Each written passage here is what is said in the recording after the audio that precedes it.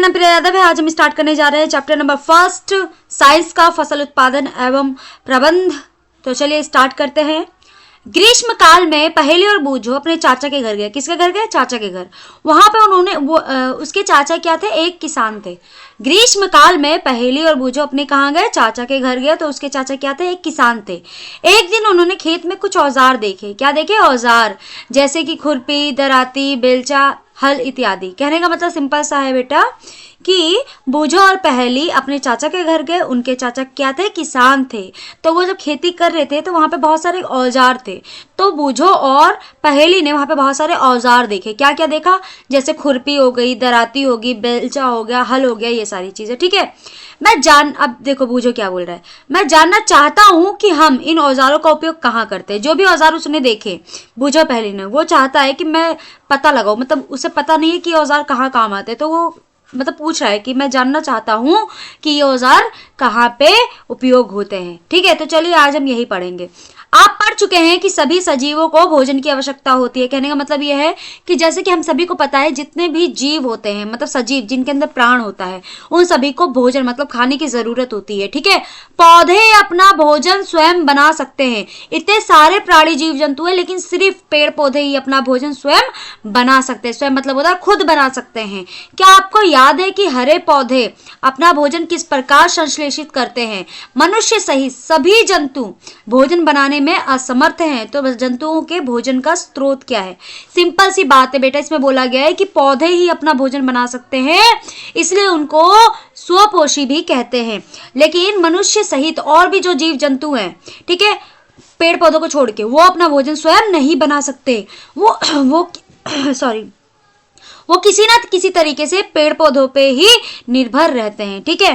तो चलिए आगे बढ़ते हैं। परंतु हम भोजन ग्रहण ही क्यों करते हैं? सिंपल सी बात है, हम भोजन खाना खाते ही क्यों है भाई? तो इसका आंसर बेटा ये है कि जैसा हम सभी को पता है कि सभी जो खाना खाते हैं उनसे क्या मिलती है? ऊर्जा, मतलब ताकत मिलती है। क्या मिलती है? ताकत। उस ताकत का उपयोग कहाँ होता है? जैसे कि हमारा जिंदा रहने के लिए बहुत सारे काम होते हैं हमारे शरीर में, उन सारे काम को करने के लिए उन सारे ऊर्जा मतलब पावर का यूज किया होता है। जैसे पाचन, खाना पचाना, श्वसन मतलब सांस लेना, उत्सर्जन मतलब खाना बाहर निकलना शरीर से जो गंदगी है, के संपादन में काम करते हैं। ठीक है। हम अपना भोजन पौधों और जंतुओं या दोनों से ही प्राप्त करते हैं। जो हम खाना खाते हैं वो कहाँ से प्राप्त होता है? क्या सिर्फ और सिर्फ पौधे देते हैं? नहीं बेटा। जो हम खाना खाते हैं वो पौधों से भी मिलता है और जंतु से भी मिलता है। पौधों से कैसे? जैसे पालक हो गया, फल हो गए, ये सारी चीजें हमें पौधों से मिलती हैं। जैसे अनाज में तुम कुछ भी ले लो, सब पौधों से मिलता है। लेकिन जैसे कि हमें अंडा, मांस, मछली, ये सारी चीजें खानी हो, पनीर, दूध, ये सब कहाँ से मिलता है भाई? ये सब जंतुओं से मिलती है। ठीक है। क्योंकि हम सभी को भोजन की आवश्यकता होती है, अतः हम अपने देश में इतने अधिक लोगों का भोजन किस प्रकार उपलब्ध करा सकते हैं? कहने का मतलब है हमारी देश में बहुत सारे लोग रहते हैं, उन सबको हम इतना सारा, क्योंकि उनको बहुत सारे लोग रहते हैं तो उन सभी को खाना खिलाने की मतलब खाना तो खाएंगे ही ना, पर इतना सारा हम खाना लेकर कहाँ से आएंगे? सबको बराबर मतलब सबको खाना कैसे हम पहुंचाएंगे? सबको कैसे सबका पेट भरेंगे? तो इसके लिए क्या करेंगे बेटा? तो इसके लिए हमें क्या करना होगा? सबसे ज्यादा भोजन उगाना होगा, उत्पादन करना होगा, मतलब बढ़ाना पड़ेगा।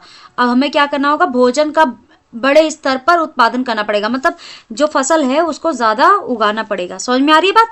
एक विशाल जनसंख्या को भोजन प्रदान करने के लिए इसका नियमित उत्पादन, उचित प्रबंधन और वितरण आवश्यक है। कहने का मतलब यह है कि एक सभी मतलब जो जनसंख्या है सभी को खाना मतलब भोजन प्रदान देने के लिए बहुत सारी चीजें हमें सोच समझ के चलनी पड़ेगी। सबसे पहली चीज है किस किस को भोजन दे, जिसको मिल रहा है, जो लेने के काबिल है उसको उतना नहीं, और जिसको नहीं लेने मतलब जो खाना खरीदने के लायक नहीं है उसको राशन दिया जाता है।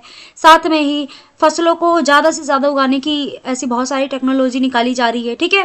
तो चलिए यहाँ पे हम कृषि के बारे में, जैसे हमने बोला कि कितने सारे लोगों को क्या दें, इतना सारी मतलब जनसंख्या है, उनको कैसे हम भाई भोजन प्राप्त करवाएं? तो सिंपल सी बात है, ज्यादा कृषि करोगे तो ज्यादा वो होगा। तो इस पूरे चैप्टर में हम कृषि के बारे में ही पढ़ेंगे। किसके बारे में पढ़ेंगे? Very good. किसके बारे में? कृषि के बारे में। Very good. अब आते हैं, लगभग 10,000 ईसा पूर्व तक मनुष्य घुमंतु थे।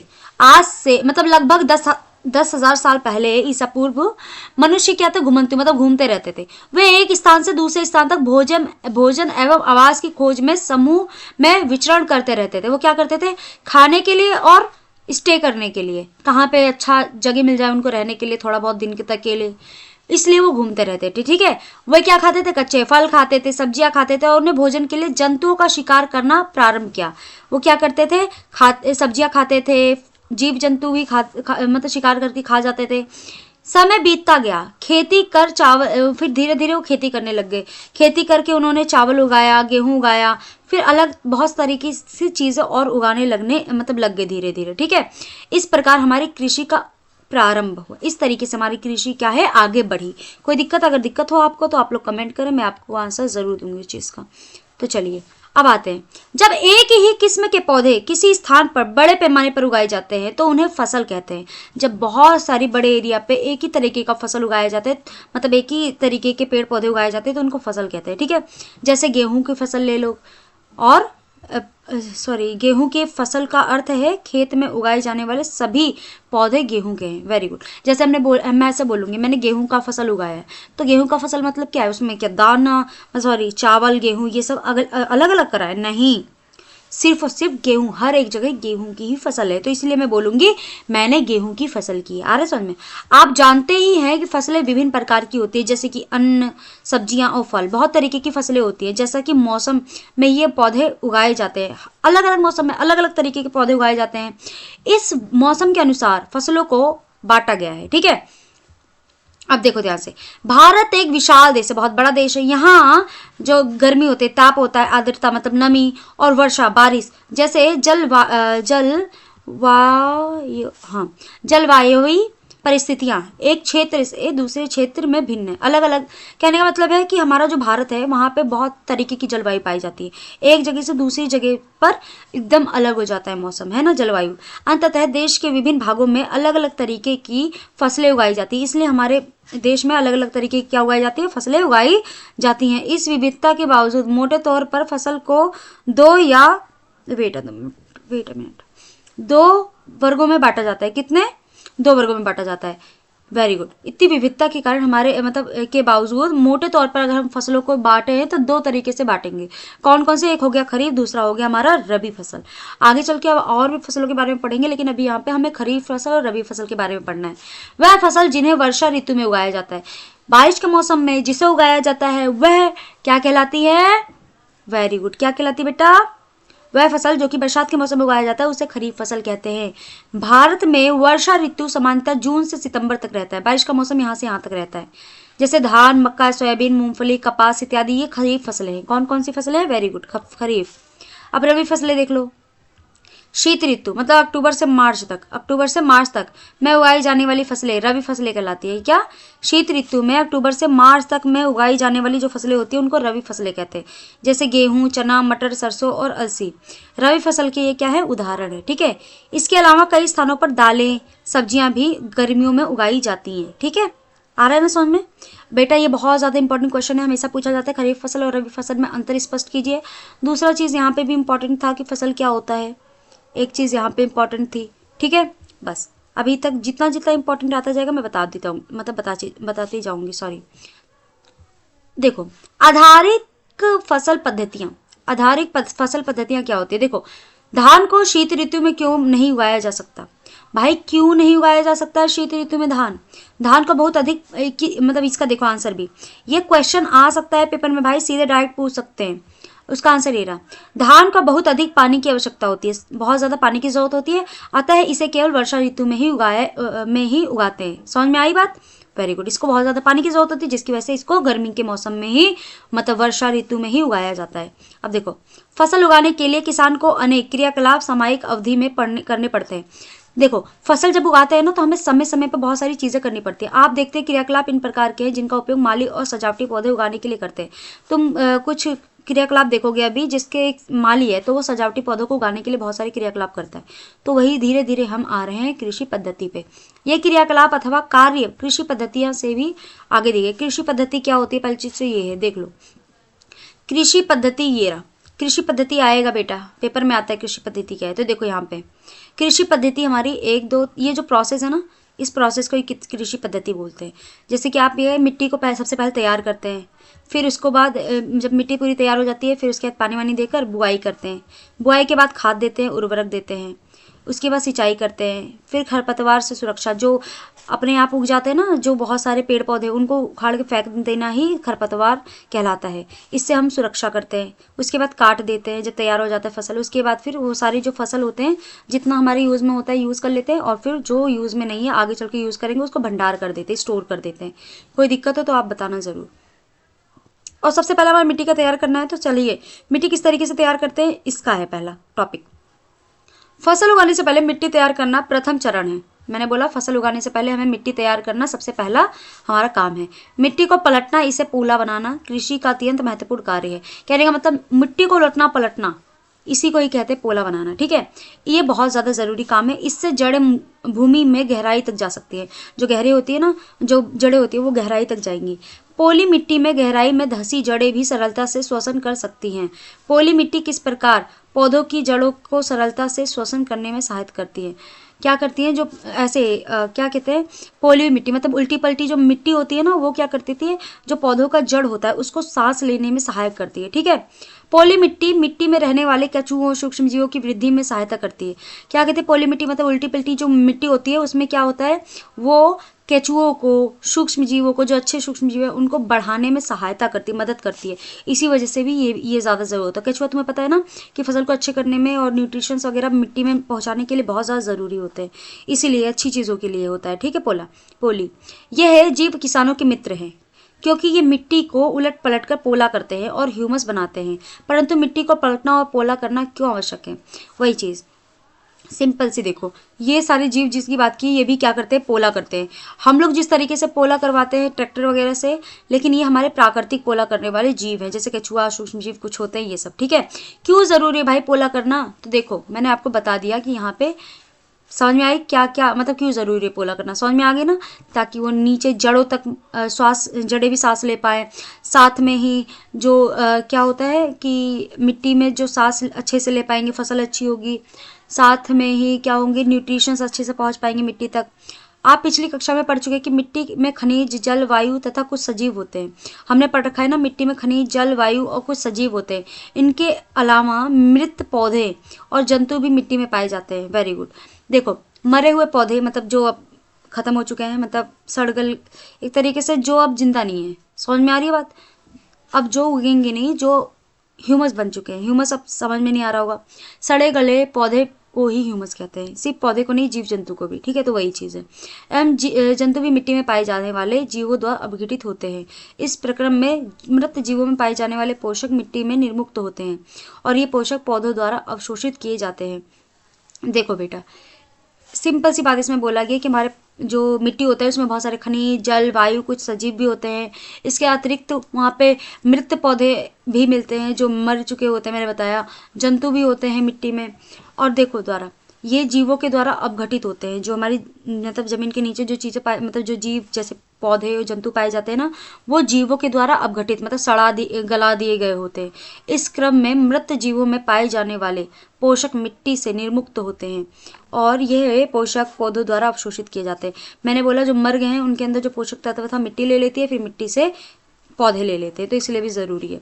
अब देखो, क्योंकि ऊपरी परत के कुछ सेंटीमीटर की मिट्टी की ही पौधों की वृद्धि में सहायक करती है, इसे उलटने पलटने पोला करने से पोषक पदार्थ ऊपर आ जाते हैं। सिंपल सी बात है बेटा, कुछ सेंटीमीटर तक की हमारे लिए उपजाऊ होती है, तो उसको क्या कर देंगे, उलट पलट देंगे, तो क्या हो जाता है, वो उसमें जो पोषक तत्व होते हैं वो ऊपर आ जाते हैं, तो इससे फसल अच्छी होती है और पौधे इस पोषक पदार्थों का उपयोग कर सकते हैं। अतः मिट्टी का उलटना पलटना एवं पोला करना फसल उगाने के लिए बहुत ज़्यादा ही ज़रूरी है।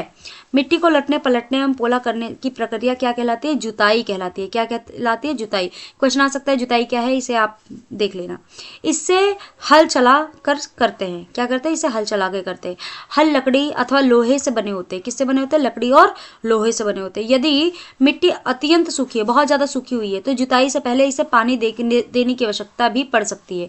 मिट्टी बहुत ज़्यादा अगर सूख गई है तो इसको क्या करना है, हमें पहले पानी देना है, उसके बाद फिर इसको उलटना पलटना है, जो कि हम हल से करते हैं। समझ रहे हो ना, जब खुरपी लेकर आप लोग उलटना पलटना करते हो ना मिट्टी का, ऐसे खो देते हो, फिर ऐसे ऐसे कर देते हो सारी मिट्टी को, ताकि वो अच्छे से वो हो जाए, उलट पलट जाए, वही चीज कह रहा है यहाँ पे। जुते हुए खेत में मिट्टी के बड़े बड़े ढेले भी हो सकते हैं, इन्हें एक पाटल की सहायता से तोड़ना आवश्यक है। ये जो गट्ठे होते हैं ना, पोला मतलब जुताई करने के बाद जो गट्ठे होते हैं, इनको तोड़ना बहुत ज़्यादा ज़रूरी होता है। बुआई एवं सिंचाई के लिए खेत का समतल करना आवश्यक है। जब भी हम बुआई करेंगे तो खेत एकदम सपाट होना चाहिए। सपाट मतलब कि एकदम ऐसा नहीं कि ऊंचा नीचा, इस तरीके से नहीं, समझ में आ रही है? एकदम सपाट होना चाहिए, समतल होना चाहिए। यह कार्य पाटल द्वारा किया जाता है। किससे किया जाता है? पाटल के द्वारा किया जाता है। कभी कभी जुताई से पहले खाद दी जाती है। क्या की जाती है बेटा? जुताई से पहले खाद दिया जाता है। इससे जुताई के समय खाद मिट्टी में भली भांति मिल जाती है और बुआई में से पहले खेत में पानी दिया जाता है। देखो कभी कभी क्या होता है, जुताई से पहले उसमें खाद डाल दिए जाते हैं ताकि जब पोला होगा, जब जुताई होगी तो पूरे जो मिट्टी है उसमें अच्छे से ये खाद मिल जाएगी और जो फसल निकलेगी वो बहुत अच्छी निकलेगी। ठीक है, अब चलिए यहाँ पे आते हैं कृषि औजार कौन कौन से, अब क्या है क्या नहीं है इसके बारे में बात करते हैं। अच्छी उपज के लिए बुआई से पहले मिट्टी को भुरा करना आवश्यक है। भुरभुरा मतलब वही मैंने बताया। यह कार्य अनेक औजारों से किया जाता है। मैंने बोला था कि भुरभुरा जैसे पोला करते हैं तो उसको बहुत सारे औजारों के द्वारा करते हैं। उस औजारों के बारे में हम पढ़ेंगे। हल से करते हैं, कुदाली से करते हैं, कल्टीवेटर से करते हैं। इस कार्य में उपयोग किए जाने वाले प्रमुख औजार है। मतलब मैंने बोला था पोला करने के लिए सारे औजारों की जरूरत होती है। कोई दिक्कत है? अगर आपको डाउट हो तो आप लोग पूछ लेना मुझसे। ठीक है, अब आते हैं यहाँ पे। देखो हल की जरूरत कैसे होती है। देखो प्राचीन काल से ही हल का उपयोग जुताई और खाद उर्वरक मिलाने, खरपतवार निकालने और मिट्टी की खुरचने के लिए किया जाता है। बहुत समय पहले से ही ये जो हमारा हल है उसका उपयोग किया जाता है जुताई करने के लिए, साथ में ही खाद या उर्वरक को मिट्टी में मिलाने के लिए। खरपतवार मैंने बताया था कि जो अपने आप ही उग जाते हैं, जो हम नहीं चाहते कि उगे लेकिन अपने आप ही उग जाते हैं, ऐसे पेड़ पौधे, उनको खरपतवार कहते हैं। और इसको निकालने के लिए, मिट्टी खुरचने के लिए किया जाता है और मिट्टी को खुरचने के लिए भी हल का उपयोग किया जाता है। यह औजार लकड़ी का बना होता है जिसे बैलों की जोड़ी अथवा अन्य पशुओं जैसे घोड़े और ऊंट की सहायता से खींचा जाता है। इसमें लोहे की मजबूत तिकोनी पत्ती होती है जिसे फाल कहते हैं।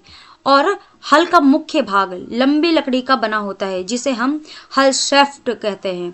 इसके एक सिरे पर हैंडल होता है और दूसरा सिरा जोत के डंडे से जुड़ा होता है जिसे बैलों की गर्दन के ऊपर रखा जाता है। एक जोड़ी बैल एवं एक आदमी से इसे सरलता से चलाया जा सकता है। अब देखो ध्यान से, मैंने क्या बोला था, अभी देखो ध्यान से। यहाँ पे प्राचीन काल मैंने यहाँ पे बताया था जिसे बैलों की जोड़ी देखो से बना होता है। मैंने बोला था ये औजार लकड़ी से बना होता है। ये औजार क्या है? लकड़ी से बना हुआ है। अब देखो इस बैलों की जोड़ी एक अन्य पशु जैसे यहाँ पे बैल है, इसकी जगह घोड़े और ऊंट भी हो सकते हैं। ठीक है, की सहायता से खींचा जाता है। इन दोनों की सहायता से क्या करते हैं? खींचते हैं। ठीक है, इसमें लोहे की मजबूत तिकोनी पत्ती होती है। क्या होती है? तिकोनी पत्ती होती है। यहाँ पे तिकोनी पत्ती होती है लोहे की। ठीक है, अच्छी सी। और जिसे क्या कहते हैं? फाल कहते हैं। क्या कहते हैं? फाल। ये भी क्वेश्चन आ सकता है, फाल क्या है? हल का मुख्य भाग लंबी लकड़ी का बना होता है। जो मुख्य भाग होता है वो क्या होता है? लंबी लकड़ी का बना होता है। मुख्य भाग किसका बना होता है? लंबी लकड़ी का बना होता है जिसे हल शाफ्ट भी कहा जाता है। क्या कहा जाता है? हल शाफ्ट कहा जाता है। Very good. अब ध्यान से देखो, इसके एक सिरे पर हैंडल होता है। क्या होता है? एक सिरे पर हैंडल, या देखो हैंडल होता है। ठीक है, हैंडल होता है। एक सिरा कहाँ गया? हैंडल होता है तथा दूसरा सिरा जोत के डंडे से जुड़ा होता है। दूसरा सिरा क्या होता है? ये जोत के डंडे से क्या हुआ? जुड़ा होता है। ठीक है, अब देखो ध्यान से, जिसे बैलों की गर्दन के ऊपर रखा जाता है। मैंने बोला था इसको क्या करता है? बैलों की गर्दन के ऊपर रखा जाता है। इस जोड़ी बैल एवं एक आदमी इसे सरलता से चला सकता है। एक मतलब दो बैल और एक आदमी इसे आसानी से चला सकता है, जैसे हमें यहाँ पे चित्र में दिखाया गया 1.1 ए में। आजकल लोहे की हल तेजी से देसी लकड़ी के हल की जगह ले रहे हैं। आजकल क्या हुआ? लोहे के हल, देसी लकड़ी जो पहले लकड़ी का यूज होता था ना, आजकल लोहा इसका जगह ले रहा है। ठीक है, कुदाली ये एक सरल औजार है। ये बहुत ही सरल औजार है जिसका उपयोग खरपतवार निकालने और मिट्टी का पोला करने के लिए किया जाता है। जो कुदाली है उसका भी यूज कहाँ करते हैं? क्या करते हैं? खरपतवार निकालने के लिए और मिट्टी को उलटने पलटने के लिए यूज किया जाता है। इसमें लकड़ी और लोहे की छड़ होती है। इसमें एक सिरे में लोहे की चौड़ी और मुड़ी प्लेट होती है, लगी होती है जिसे ब्लेड की तरह कार्य करती है। इसका दूसरा सिरा पशुओं द्वारा खींचा जाता है। चित्र 1.1 बी में दिया गया है। देखो ध्यान से देखो, कहाँ गया? कुदाली ये क्या होता है? एक सरल चीज है जिसका उपयोग खरपतवार निकालने और मिट्टी को पोला करने के लिए किया जाता है। ठीक है, उलटने पलटने के लिए। इसमें जो लकड़ी है और लोहे की जो छड़ है होती है, इसमें क्या है? लकड़ी और एक लोहे की छड़ होती है। लकड़ी और लोहे की क्या होती है, छड़ होती है। ठीक है, अब देखो इसमें सिरे पर लोहे की चौड़ी और मुड़ी प्लेट होती है, चौड़ी और मुड़ी प्लेट, ये देखो चौड़ी और थोड़ी सी मुड़ी हुई प्लेट है इस तरीके से, ताकि ये जब खोदेंगे ना तो ये ऊपर की तरफ आ जाएगा। ठीक है, जो ब्लेड की तरह कार्य करती है, जो ब्लेड की तरह काम करती है। इसका दूसरा सिरा पशुओं द्वारा खींचा जाता है, और दूसरा सिरा क्या होता है, पशुओं के द्वारा, ये देखो यहाँ से खींचा जाता है। कोई दिक्कत है, यहाँ से क्या होता है, पशु के द्वारा खींचा जाता है। कल्टीवेटर क्या होता है, अब ध्यान से सुनो, कल्टीवेटर क्या होता है। कल्टीवेटर ये रहा बेटा, कल्टीवेटर जो पीछे लगा हुआ है ना, वो है। ठीक है, कल्टीवेटर आजकल जुताई ट्रैक्टर बस संचालित कल्टीवेटर से किया जाता है। कल्टीवेटर का उपयोग से श्रम एवं समय दोनों ही बचत होता है। कल्टीवेटर क्या होता है, जो ट्रैक्टर में पीछे लगा होता है। ठीक है, इससे क्या होता है, समय कम समय में ज़्यादा काम हो जाता है, ताकत भी उतनी नहीं लगती। ठीक है, अब देखो बुआई क्या होता है। बुआई, बुआई सिंपल सी बात है भाई, बोने को बुआई कहते हैं। देखो बुआई फसल उत्पादन का सबसे महत्वपूर्ण चरण है, बहुत ज़्यादा ही इंपॉर्टेंट चीज़ है बुआई। बोने से पहले अच्छी गुणवत्ता वाले साफ और स्वच्छ बीजों का चयन करना होता है। भाई बीज अच्छी लेंगे तभी तो फसल अच्छा होगा, तो इसलिए सबसे पहले हमें जो बीज होते हैं वो देख के साफ और अच्छे बीज लेने चाहिए। ठीक है, किसान अधिक उपज देने वाले बीजों की को प्राथमिकता देता है। किसान वही बीज ज़्यादा लेता है जो कि ज़्यादा फसल को उगाए। ठीक है, बीजों का चयन हमें कैसे करना चाहिए। एक दिन मैंने अपनी माँ को देखा का किस तरीके से किया, अभी देखो हम आगे करते हैं। एक दिन मैंने अपनी माँ को देखा कि माँ चने की कुछ बीज एक बर्तन में रख कर उसमें कुछ पानी डाल रही थी। कुछ मिनट बाद कुछ बीज पानी के ऊपर तैरने लगे। मुझे आश्चर्य हुआ कि कुछ बीज पानी के ऊपर क्यों तैरने लगे। अब देखो सिंपल सी बात है, हमने भी देखा होगा कि बहुत सारी जैसे चावल भी धोते हैं या कुछ भी करते हैं तो कुछ चावल ऊपर आ जाते हैं, तो बेटा वो जो ऊपर आ जाते हैं ना वो खराब हो चुके होते हैं, इसलिए हम उसको निकाल के ऐसे साइड में कर देते हैं। समझ में आ रही है बात। और जो अच्छे होते हैं उसे बना के खा लेते हैं। तो वही चीज़ है यहाँ पे भी कि जो खराब है उसको नहीं बोते और जो सही है उसको बो देते हैं। अब देखो एक बीकर, ये चीज़ हमें पता है ये क्या ही करना है, गेहूँ डाल के गेहूँ में भी वही चीज़ करके देखनी है तुम्हें। देखो क्या कुछ बीज जल के ऊपर तैरने लगते हैं। हाँ, जो बीज पानी में बैठ जाते हैं वह हल्के हैं या भारी। भारी। क्षतिग्रस्त बीज खोखले हो जाते हैं और इस कारण हल्के होते हैं। जो खराब हो जाते हैं बीज वो क्या हो जाते हैं, अंदर से खोखले हो जाते हैं, जिसकी वजह से वो क्या हो जाते हैं, हल्के हो जाते हैं, जिस वजह से यह जल में तैरने लगते हैं। ठीक है, अच्छे और स्वस्थ बीजों को क्षतिग्रस्त बीजों से अलग करने की अच्छी विधि है। जो बेकार बीज है उसको साइड में रख देंगे, बाकी अच्छी बीज जो बीज होंगे उनको हम उगा लेंगे। बुआई से पहले बीज बोने से औजारों के बारे में जानना आवश्यक है। मतलब बोने से पहले बुआई से पहले बीज बोने के औजारों के बारे में जानना ज़्यादा ज़रूरी है। तो भाई कैसे बीज बोने वाले भी तो बहुत सारे औजार होंगे ना। बुआई हमने फसल चलो देख लिया, सब कुछ कर लिया, जुताई भी कर ली है। जुताई करने के बाद हमने क्या कर लिया, फसल के जो बीज उगाएंगे वो भी हमने मतलब चूज कर लिया, भाई यही फसल के बीज उगाने हैं, वही करना है ना। कैसे पता है ना, पानी में भिगो के इस तरीके से, इस मेथड से हमने कर लिया। अब भाई खेत में बोना भी तो है, बोएंगे कैसे। तो चलिए बोने के दो तरीके, एक परंपरागत मतलब क्या होता है, बहुत पुराना जो औजार है उसके द्वारा। परंपरागत रूप से बीजों की बुआई में इस्तेमाल किए जाने वाले औजार कीप के आकार का होता है। देखो सिंपल से है, बहुत सारे मतलब तरीके होते हैं, तो सबसे पहले हम कीप के आकार का होता है। देखो परंपरागत औजार जो है कीप की तरह होता है, इस तरीके से देखो। बीजों की कीप के अंदर डालते पर यह 2 या 3 नुकीली सिरे वाले पाइपों से गुजरते हैं। क्या, नुकीली पाइपों से गुजरते हैं, और ये सिरे मिट्टी में भेद कर बीज को स्थापित कर देते हैं। जहाँ मतलब ये अच्छे मतलब थोड़ा डिस्टेंस पे बीज को बोते हुए चल देते हैं। ठीक है, ये कीप वाला। हाँ, सीड ड्रिल क्या होता है, सीड से ही समझ में आ रहा है, बीज का ड्रिल करना, अंदर वो करना। आजकल बुआई के लिए ट्रैक्टर द्वारा संचालित सीड ड्रिल का उपयोग होता है। मतलब कि ट्रैक्टर से सीड ड्रिल मतलब क्या करता है, ये बीज को बोते हुए जाता है। इसके द्वारा बीजों की समान दूरी और गहराई पे बनी होती है। सारे के सारे बीज इक्वल डिस्टेंस और इक्वल डेप्थ, समझ में आ रही, गहराई पे क्या करा होता है, बोया होता है। यह सुनिश्चित करता है कि बुआई के बाद बीज मिट्टी द्वारा ढक जाए। ये क्या सुनिश्चित करता है कि मिट्टी क्या हो जाए, पूरी तरीके से ढक जाए बोने के बाद। इस बीजों को बुआई के बाद बीज मिट्टी से ढक जाए, इससे बीजों को पक्षियों द्वारा खाए जाने वाले से रोका जा सकता है। सीड ड्रिल द्वारा बुआई करने से समय तथा श्रम दोनों ही बचता है।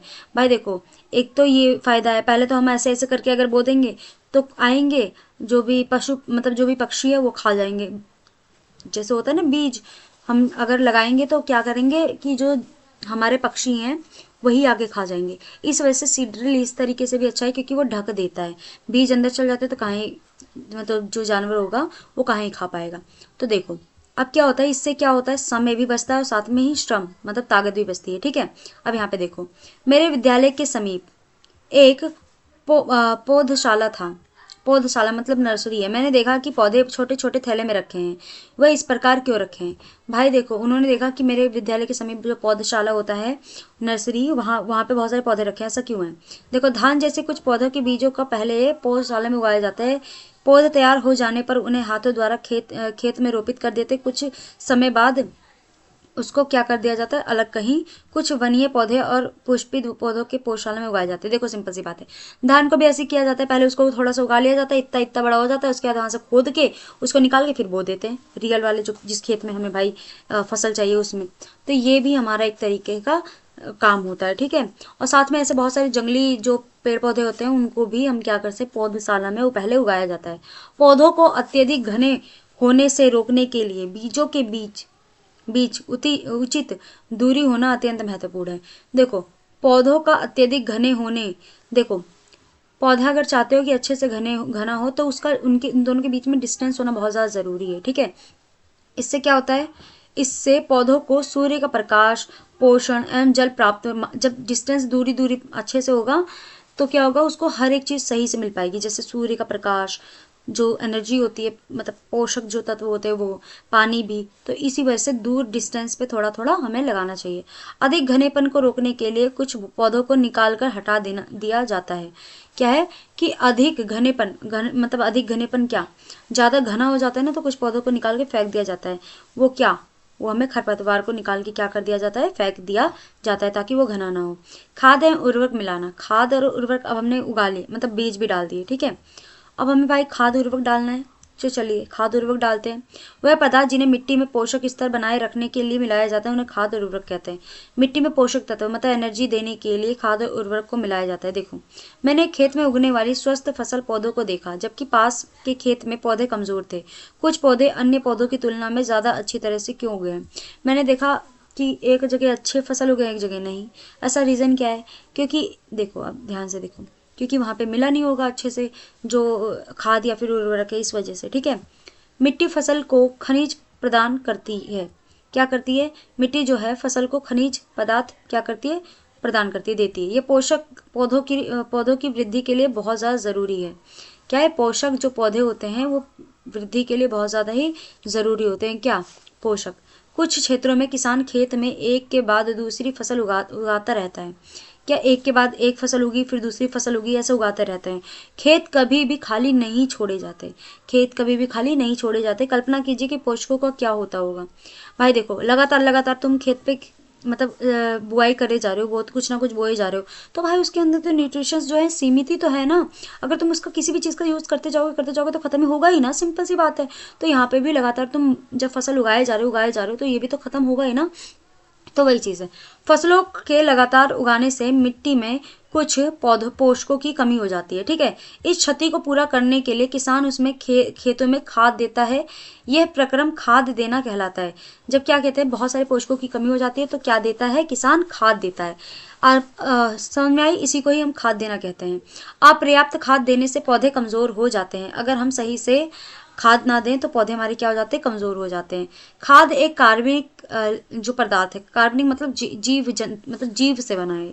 ठीक है, जीव जंतु से, जो कि पौधों या जंतु अपशिष्ट से प्राप्त होते हैं। ठीक है, किसान पादप एवं जंतु अपशिष्ट को एक गड्ढे में डालते जाते हैं तथा इसका अपघटन होने के लिए खुले में छोड़ देते हैं। अपघटन कुछ सूक्ष्म जीवों द्वारा होता है। अपघटित पदार्थ खाद के रूप में उपयोग किए जाते हैं। देखो सिंपल सी बात है कि मरा गला सड़ा जो भी चीज़ है उसको एक साइड में रख दो, कुछ समय बाद वो खाद में परिवर्तित हो जाएगा, फिर वो आप खेतों में डाल देना। इसमें भी न्यूट्रिशंस होते हैं। तो यही चीज़ बोल रहा है। ठीक है, जैसे कि आपने 6th क्लास में पढ़ा था, वर्मी कंपोस्टिंग अथवा केचुए द्वारा खाद तैयार करने के विषय में पढ़ चुके हैं। केचुए कैसे खाद तैयार करते हैं इसके बारे में हम पढ़ चुके हैं। ठीक है, पिछली कक्षाओं मतलब 6ठी क्लास में। अब चलिए यहाँ पे क्या है, मूंग अथवा चने के बीज लेकर उन्हें अंकुरित कीजिए। इनमें से कुछ के आकार तो 3 और अब 3 गिलास अथवा ऐसे ही पात्र लीजिए, ABC निशान लगाइए के साथ थोड़ी सी मिट्टी लेकर इसमें थोड़ी सी गोबर की खाद मिलाइए। गिलास बी में समान मात्रा में मिट्टी लेकर उसमें थोड़ा सा यूरिया मिलाइए। सी में कुछ मिट्टी लीजिए बिना कुछ मिलाए, इसमें पानी की समान मात्रा डाल दी, सुरक्षित रख दीजिए। प्रतिदिन पानी देते रहे, 7-10 बार उनकी वृद्धि को नोट कीजिए। क्या करना है, यहाँ पे ABC है तो ठीक है, इसमें से हमने क्या करा कि जो ए है, ए में थोड़ी सी मिट्टी लेकर इसमें थोड़ी सी गोबर की खाद मिलाई। ए में हमने क्या करा, गोबर मिलाया, दूसरे में हमने यूरिया मिलाया, तीसरे में कुछ भी नहीं मिलाया। तो चलिए क्या होता है ये देखेंगे। ठीक है, इसमें यही देखेंगे। क्या तीनों गिलास में पौधों में वृद्धि की गति एक समान थी? क्या तीनों में एक जैसा ही होगा? नहीं। कुछ गिलास में पौधों की वृद्धि बेहतर है। हाँ है, मतलब किस गिलास में? तो भाई मुझे ऐसा लग रहा है बी में। किस गिलास के पौधों में वृद्धि सबसे अधिक है? तो बी में। ठीक है, उर्वरक रासायनिक पदार्थ है जो कि विशेष पोषकों में समृद्ध होते हैं। उर्वरक में हमारे पोषक तत्व ज्यादा मिलते हैं अपेक्षाकृत किसके? खाद के। वह खाद से कैसे अलग है? उर्वरक का उत्पादन फैक्ट्रियों में किया जाता है। उर्वरक कहाँ बनता है? फैक्ट्रियों में बनता है। उर्वरक के कुछ उदाहरण हैं जैसे urea, ammonium sulphate, super phosphate, potash, NPK, nitrogen, phosphorus जैसे पोटेशियम। अब मेरी एक बात सुन लेना, आपको 1 मार्क्स क्वेश्चन में ऐसे दे देंगे कुछ नाम यहाँ पे यूरिया के, मतलब जो भी हमारे उर्वरक है, और पूछेगा कि इनमें से बताओ कौन सा आपका नहीं है। तो आप लोग एक बार थोड़ा सा याद कर लेना। ठीक है, इनके उपयोग से किसानों की गेहूं, धान और मक्का जैसी फसलों की अच्छी उपज प्राप्त करने में सहायता मिलती है। इसके उपयोग से क्या होता है, किसानों को गेहूं, धान और मक्का जैसी फसलों में अच्छे से जो फसल मिलती है, ठीक है, में सहायता करती है। मतलब कि अगर हम उर्वरक डालेंगे तो अच्छी फसल उगेगी। परंतु उर्वरक के अत्यधिक उपयोग से मिट्टी में उर्वरता में कमी आ जाती है। अगर हम ज़्यादा यूज़ करेंगे उर्वरक का तो हमारी जो मिट्टी जो है उसकी उपजाऊपन में मतलब उर्वरता में कमी आई है। 2 मिनट को। परंतु उर्वरकों के अत्यधिक उपयोग से मिट्टी की उर्वरता में कमी आई है। ये एक जल प्रदूषण का भी स्रोत बन गए हैं। अंततः मिट्टी की उर्वरता बनाए रखने के लिए हमें उर्वरकों का स्थान पर जैविक खाद का उपयोग करना चाहिए। देखो ज़्यादा से ज़्यादा हमने उर्वरक का यूज़ किया जिसकी वजह से उसकी जो उपजाऊपन है वो कम हुआ है। ठीक है, तो हमें क्या करना है कि हमें सीमित मात्रा में करना है, ये नहीं कि बहुत ज़्यादा हम कर रहे हैं। ये क्या होता है कि जल प्रदूषण का भी कारण बनता है। इस वजह से हमें सीमित मात्रा में ही उर्वरकों का यूज़ करना चाहिए। साथ में ही हमें क्या करना चाहिए, इसकी जगह पे खाद का यूज़ करना चाहिए जो कि प्राकृतिक है। 2 फसलों के बीच में खेत को कुछ समय देने के लिए बिना कुछ उगाए छोड़ देना चाहिए। जब हम कुछ क्या करते हैं, जैसे हमने कुछ उगाया था, ठीक है, तो उगाने के बाद हमें कुछ समय तक खेत को छोड़ देना चाहिए, कुछ भी नहीं उगाना चाहिए, ताकि वो जो न्यूट्रिशंस खत्म हो चुके हैं वो न्यूट्रिशंस दोबारा से आ सके। ठीक है, खाद के उपयोग से मिट्टी के गठन एवं जल अवशोषण क्षमता में भी वृद्धि होती है। देखो खाद के अगर हम उपयोग करते हैं तो जल अवशोषण क्षमता भी ज्यादा बढ़ती है। इससे मिट्टी में सभी पोषकों की प्रतिपूर्ति हो जाता है। मिट्टी में पोषकों की प्रतिपूर्ति का अन्य तरीका है फसल चक्रण। सिंपल सी बात है, देखो ध्यान से, अगर हम खाद देते हैं तो बहुत सारी अच्छी चीजें हैं। ठीक है, अब देखो फसल चक्रण, ये एक फसल के बाद खेत में दूसरे किस्म के फसल एकांतर क्रम में किए जाते हैं।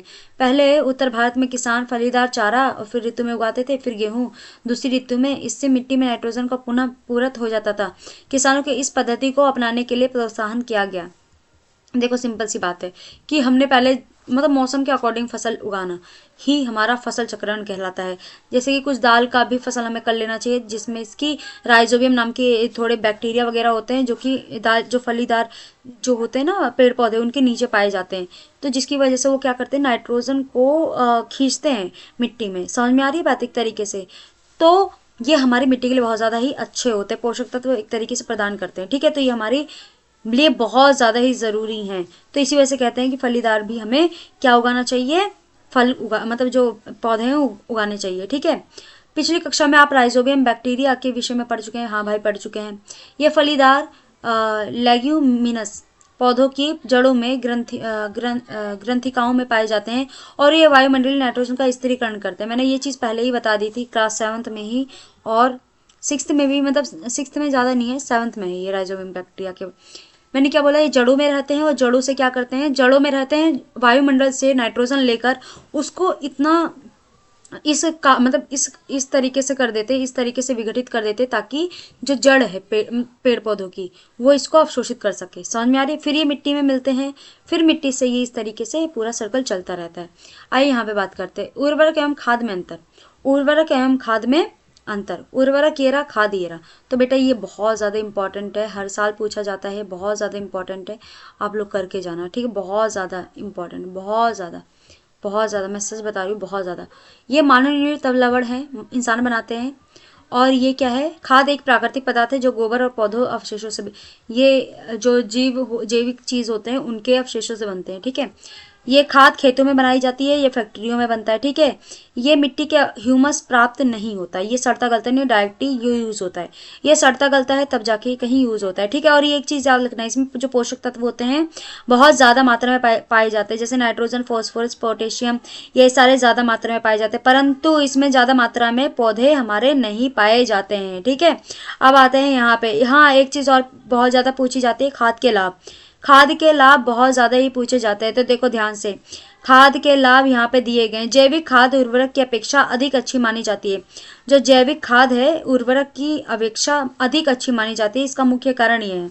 क्यों भाई, खाद के लाभ यहाँ पे बताए गए हैं, खाद हमारे लिए ज्यादा जरूरी क्यों है, उर्वरक से ज्यादा अच्छे क्यों है, तो पहला कारण यह है, इससे मिट्टी की जो जल क्षमता होती है, ज्यादा मतलब सोखने की, जो पानी को सोखने की जो क्षमता होती है वो बढ़ जाती है। क्या हो जाती है, पानी को सोखने की क्षमता क्या हो जाती है, बढ़ जाती है मिट्टी में। इससे मिट्टी भुरभुरी हो जाती है, भुरभुरी क्या हो जाती है, भुरभुरी, संदृश्य, सरंध्र हो जाती है, ठीक है, जिसके कारण गैस विनिमय सरलता से होता है। इससे मित्र जीवाणुओं की संख्या में वृद्धि होती है। साथ में ही क्या होते हैं, जो मित्र जीवाणु होते हैं वो क्या हो जाते हैं, बढ़ जाते हैं। इससे जैविक खाद में मिट्टी की गठन सुधार होता है। क्या होता है, जैविक जो खाद से मिट्टी का गठन सुधर जाता है। बेटा ये बहुत ज़्यादा ही ज़रूरी है, हमेशा 3 या 4 नंबर में आता ही आता है, इसको आप लोगों को कर लेना है। मैं पहले आपको बता दे रही हूँ कि करना है तो करना है, तो करना है, समझ में आ रही है बात, बहुत ज़्यादा ही अच्छे से आपको करना है। और एक पार्ट हमारा कंप्लीट हो गया है, मिलते हैं अब नेक्स्ट पार्ट में और नेक्स्ट वीडियो में, ठीक है। अब चलते हैं, कल आपकी नेक्स्ट वीडियो अपलोड हो जाएगी, मतलब सेकंड पार्ट इस चैप्टर का, तो आप लोग अच्छे से देख लेना, ठीक है। राधे राधे आप सभी को।